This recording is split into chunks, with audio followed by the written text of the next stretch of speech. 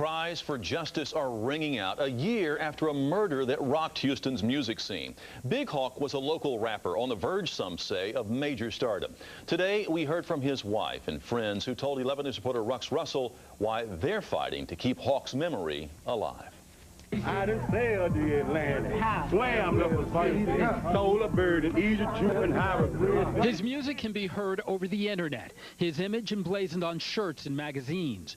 The investigation into the rising rap artist's murder 1 year ago lingers on as well. I'm so angry, and I mean, it's so unfair. Misha Hawkins is still coming to terms with her husband's slaying last May.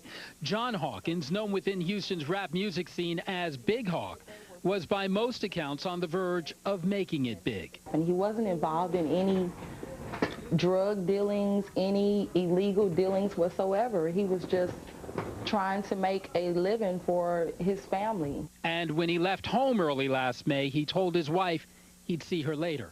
Big Hawk would never make it back home. Instead, he was shot to death while leaving a friend's house on this southwest Houston street later that night. No one has ever been arrested for the crime, leaving those who knew Hawk without closure.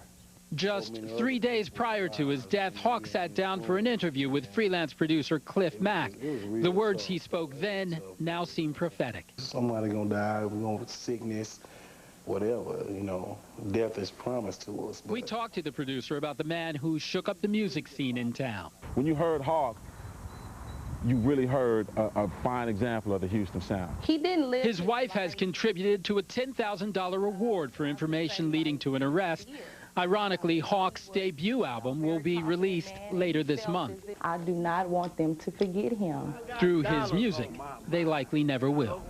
In Houston, Rux Russell, 11 News.